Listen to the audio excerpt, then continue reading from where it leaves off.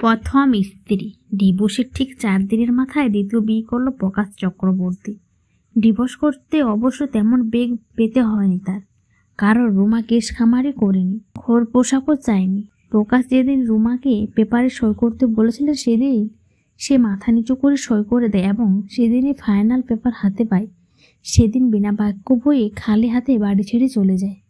রুমা কারোর বিরুদ্ধে কোনো অভিযোগ করেনি, কথা বলেনি, চোখের জল ফেলেনি, শুধু রাস্তায় নেমে বাড়িটির দিকে তাকিয়েছিলেন অনেক। প্রকাশের প্রথম বিয়ে ভাঙে সন্তান করে। তার মা এই নিয়ে অজব বিরক্ত ছিলেন। তিনি মাঝে মাঝে বৌমাকে বংশ রক্ষার অজুহাতে অনেক কথা শোনাতেন।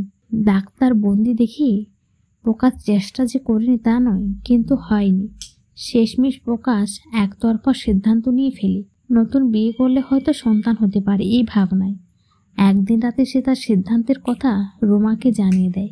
10 বছরের বিবাহিত জীবনের ইতিমাত্র 10 সেকেন্ডে এরপরেও প্রকাশের সন্তান হয়নি। কেন হয়নি তা ডাক্তারও বলতে পারেনি। প্রকাশ অথবা তার দ্বিতীয় স্ত্রীর কোনো দোষ আছে বলে প্রমাণিত হয়নি। প্রকাশ এখন এটা মেনে নিয়েছে, তার মাও আর কিছু বলার জায়গায় নেই।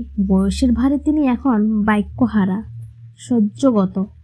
প্রকাশের দ্বিতীয় স্ত্রী অমিনা সন্তান না হওয়ায় কারণ হিসেবে প্রকাশকে দায়ী করে অভিযোগ তোলে মাঝে মধ্যে। প্রকাশের দ্বিতীয় বিয়ের শখ তার জীবন তচ্ছন্নচ্ছ করে ফেলেছি খোটা দেয় অমিনা। প্রকাশ এখন বুঝতে পারে সন্তান সব হয় না এবং এতে অসুখী হওয়ার কোনো কারণ নেই। সে এটাও বুঝতে পেরেছে ভালোবাসা চলে গেলে সুখ মরে।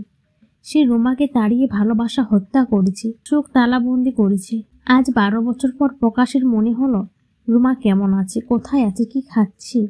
সে কি বাবার কাছে ফিরে গিয়েছিল, অথবা তার ভাইয়ের কাছে, অথবা বেঁচে আছে তো? দুঃখ যন্ত্রণা অপমানে সুসাইড করেনি তো? এরপর প্রায় 2 মাস অনেক চেষ্টা করে প্রকাশ জানতে পেরেছি রুমা উত্তর পাড়ায় থাকে, একাই থাকে, ফ্ল্যাট কিনেছে এবং 11 বছরের একটি ছেলেও আছে। তার মানে ওর হাজবেন্ডও আছে।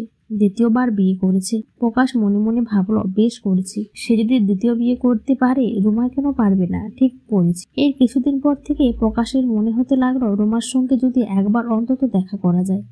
ভয় বা লজ্জা তো কিছু নেই। সেও বিয়ে করেছে, রুমাও বিয়ে করেছে, সমান সমান।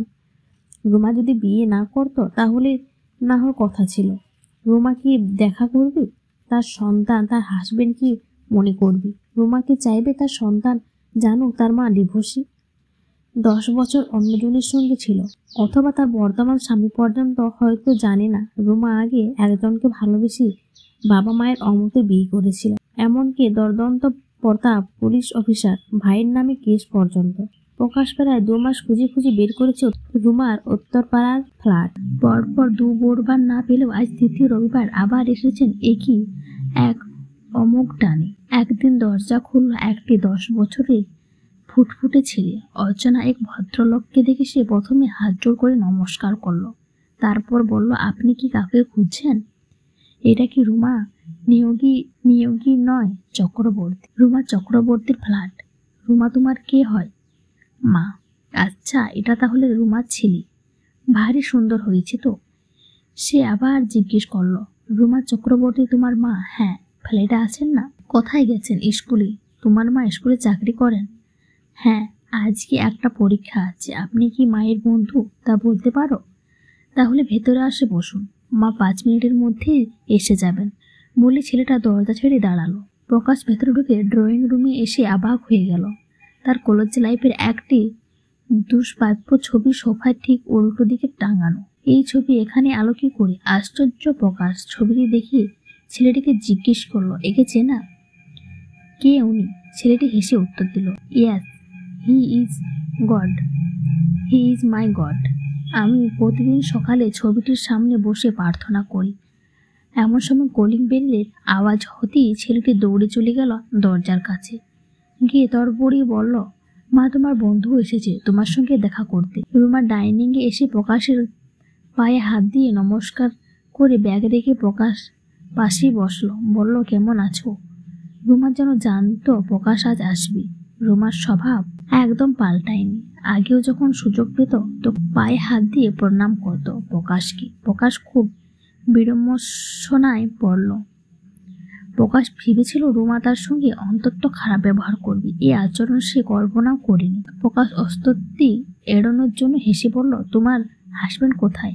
আজ তো রবিবার, বাড়ি নেই কেন? রুমা হেসে বল, হাসবেন্ডের সঙ্গেই তো কথা বলছি, বাড়িতে বসেই তো বলছি, মুখোমুখি কথা বলছি। এই সময় ছেলেটি 2 গ্লাস জল এনে টি টেবিলে রেখে পাশে দাঁড়ালো। রুমা ছেলেকে উদ্দেশ্য করে বলল, সাম্য, তোমার ছবি গড ইনি, তোমার বাবা। আমি তোমাকে বলেছিলাম না একদিন ঠিক আসবে, বাবাকে প্রণাম করো। সাম্য বাবাকে প্রণাম করলো। এরপর প্রকাশকে উদ্দেশ্য করে বলল, এ তোমার ছেলে, তোমার অনুমতি ছাড়া ওর নাম রেখেছে সাম্য। ছেলের মাথার হাত রেখে একটু আশীর্বাদ করে যাও। প্রকাশ বিষয়টি যোগ হিসেবে নিয়ে রোমাকে বলল, অপমান করার অধিকার তোমার আছে, কিন্তু ছেলের সামনে মিথ্যা বলছো কেন? এটা ঠিক নয়। রুমা এই সময় ছেলেকে বলল, তুমি একটু ঘরে যাও তো বাবা। সাম্য চলে গেল রুমে। পুনরায় বলল, তোমাকে একটা কথা বলার সুযোগ হয়নি। তোমাদের বাড়ি থেকে আসার 4 দিন পর আমি বুঝতে পারি আমি প্রেগনেন্ট। আর কিছু জানার আছে? প্রকাশের পর কথা বলার আর কোনো ভাষা খুঁজে পায় না। তার মনে পড়েছে ডিভোর্স ফাইল করার পরে সে একবার জোর করে মিলিত হয়েছিল রুমার অমতে। প্রকাশ উত্তেজনায় উঠে দাঁড়ালো, চিৎকার করে বলল, সাম্য আমার ছেলে? আমার? রুমা শান্তভাবে প্রকাশের চোখে চোখ রেখে বলল, সাম্য তোমার ছেলে, এটা ঠিক, কিন্তু তুমি ওর বাবা নও। বাবা হওয়ার যোগ্যতা তোমার নেই। অ্যাক্সিডেন্টালি তুমি বাবা হয়েছ। খুশিতে উত্তেজনা হয়ে প্রকাশ বলল, তুমি যাই বলো আর না বলো, আমি আমার ছেলেকে নিয়ে যাব।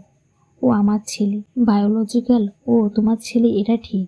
ছেলের কাছে তো ভগবান, এটাও ঠিক, কিন্তু ভগবান হতে গেলে দয়া, ময়া, করুণা, ভালোবাসা হৃদয়ে থাকতে হয়, সেটা তোমার নেই।